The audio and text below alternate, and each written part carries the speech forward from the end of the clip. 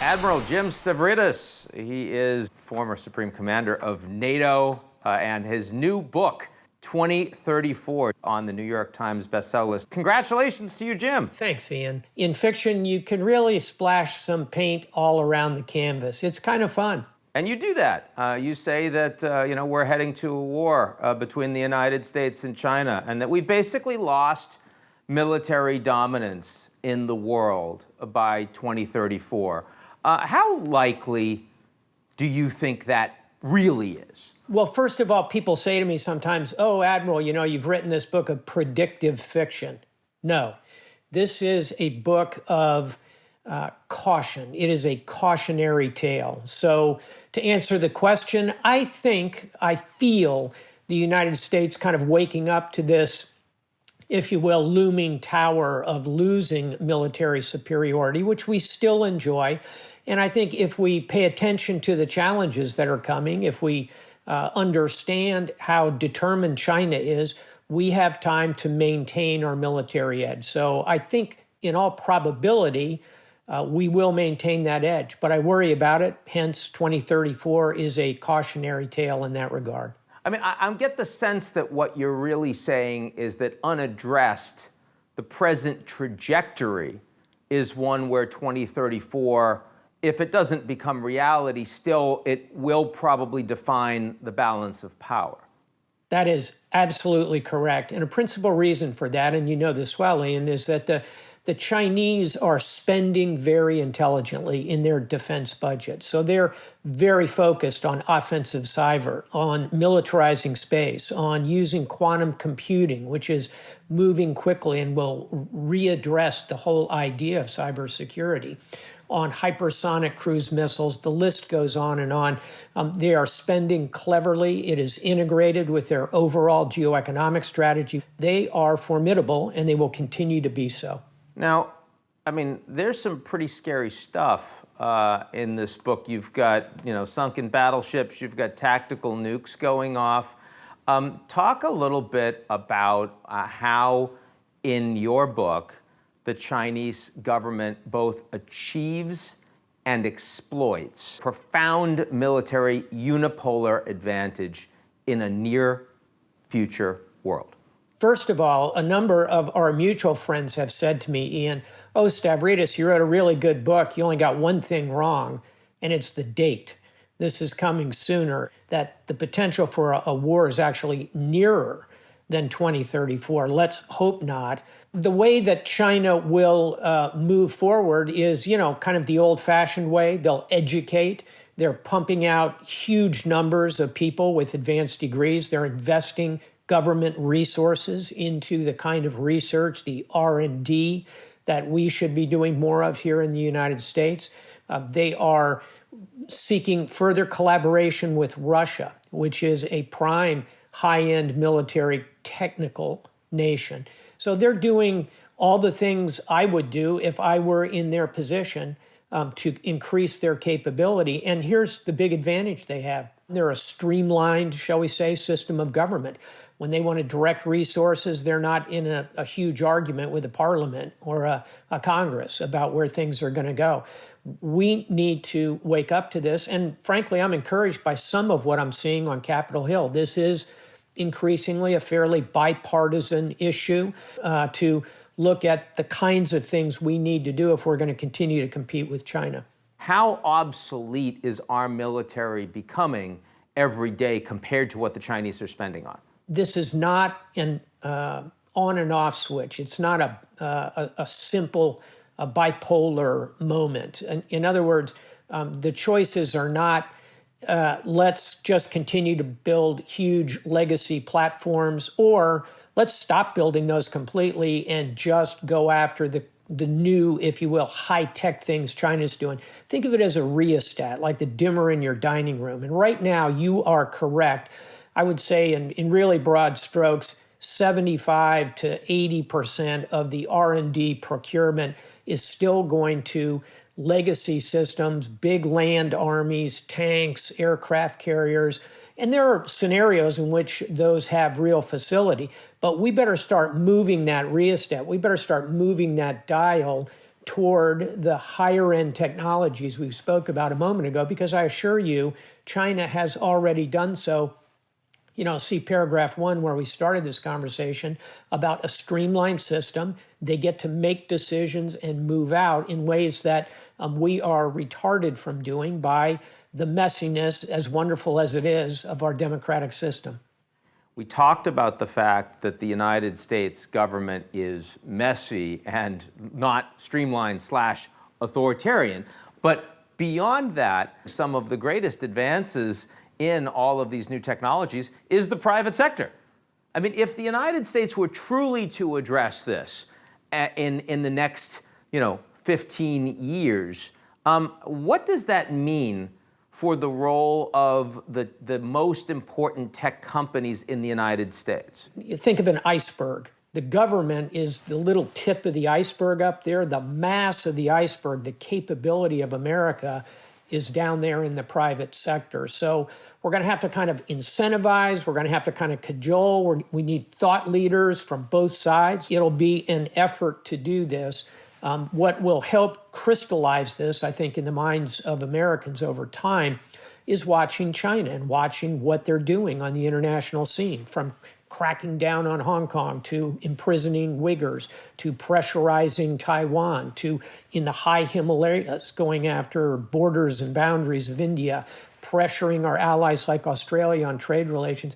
The list goes on and on. It's a looming tower. We better wake up. Now, to go back to what that means for the tech companies, so, I mean, does that mean for you that a company like Apple, which is presently making a big piece of the iPhone in mainland China, Tesla, which is doing a lot of its advanced electric battery development with a Chinese company, does that mean that those models are just not going to work in a decade's time?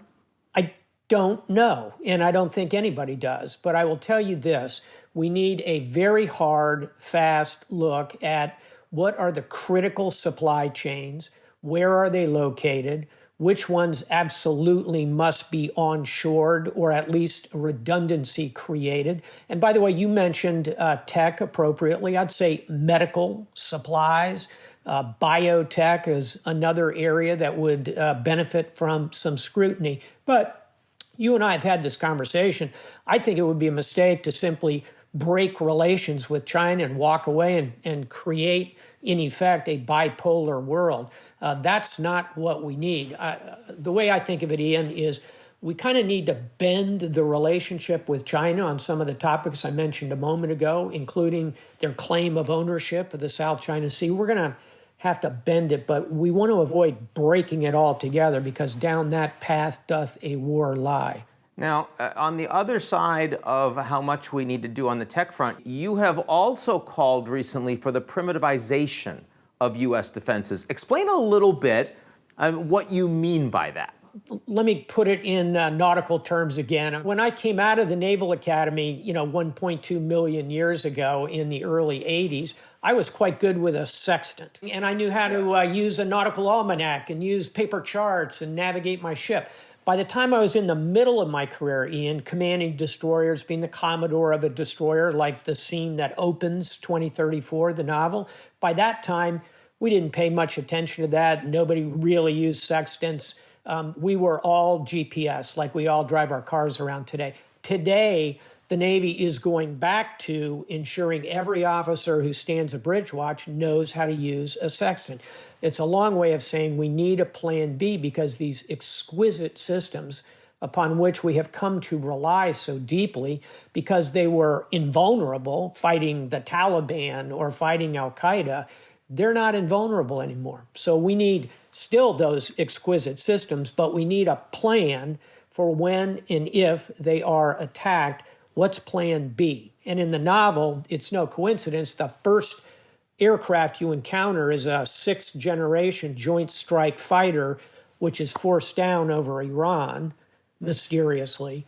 By the end of the novel, you're watching an old F/A-18 Hornet, a pretty simple aircraft conducting the defense of the nation. So we need a plan B. So I want to push you on this because, of course, when we talked about the Soviets in the day, we didn't do in a sense, a plan B. We didn't do a missile defense shield that would be effective against nukes because we knew that there was no way to engage in mutual deterrence when you had that level of extraordinary offensive firepower from a nuclear perspective. We had mutually assured destruction. Now, when we talk about the Chinese, when we talk about offensive cyber capabilities, and the US and the China and Russia to a degree dominating those capabilities, for which there really are no defenses, why don't we want to lean into that? Why don't we want a mutually assured cyber destruction where both sides are so capable that we know that, shipping out some sextants is not going to actually do it? We 100% want to, as you put it, lean into this. And we ought to look back at the history of the Cold War and kind of re-engineer how we got from nukes going off in Nagasaki and Hiroshima to the very finely tuned systems and norms of international law and treaties dealing with nuclear weapons. There's an entire story there, a narrative that I believe, I suspect you believe, could be profitably applied in the world of cyber, because these systems are beginning to approach that level of capability. So that's, if you will, Ian, the strategic track. And that, I think, is work that is underway to some degree in think tanks and in policy papers, but it's got nowhere in the real world. And I would put that pretty high on my list in terms of US, China, and Russia relations. There is also a tactical side to this, which gets us back to sextants and old hornets that can be pulled out of the boneyard if necessary. That is different than the Cold War. We didn't have that because we didn't have the level of risk to the command and control networks that we do now. The Soviets could jam a little bit. They didn't have the ability, however, to really go after command and control the way that China can today. So there's a strategic side and a tactical side. So there are tactical nukes going off in 2034, and the ultimate taboo, thankfully something we haven't had to deal with since the end of World War II. What was going on in your mind when you said, I'm going there in this book? First and foremost, it's the ultimate cautionary tale, right? Is to make the point that these nukes, tactical nukes, are in hand. Secondly, based on a lifetime in the military and as a very senior officer, it is not inconceivable to military planners that at one point or another we might use a tactical nuke. As you well know, during the Cold War, there were always war plans that included use of tactical nuclear weapons.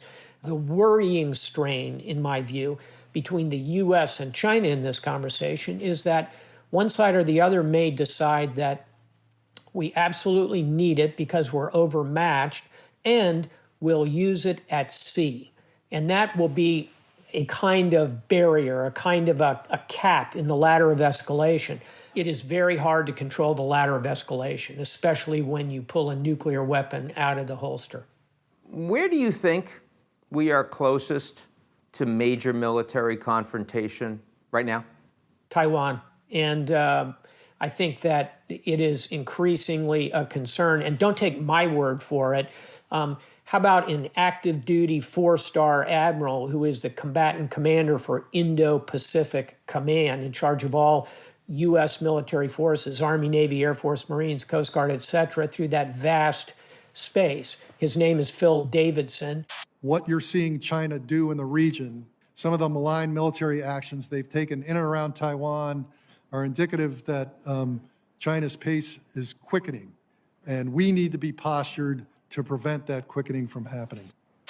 He is very concerned about the possibility of a Chinese attack, an invasion, if you will, of Taiwan in the next 6 years.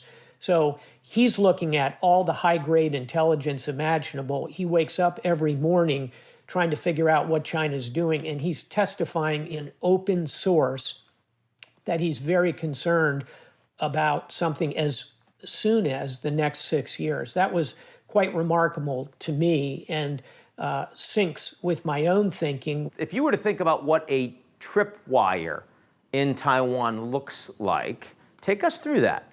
If China decided that they wanted to move now against Taiwan, one aspect of that perhaps would be their feeling that, well, the U.S. is very distracted. We're coming off this terrible 6th January event. Our Congress is split right down the middle. I think it would be a miscalculation on the part of the Chinese, but they may calculate that now is the moment. If they did it, here's how I think they would do it. First of all, I would guess there are significant, if you will, sleeper cells already embedded in Taiwanese society. They would link up with Chinese special forces.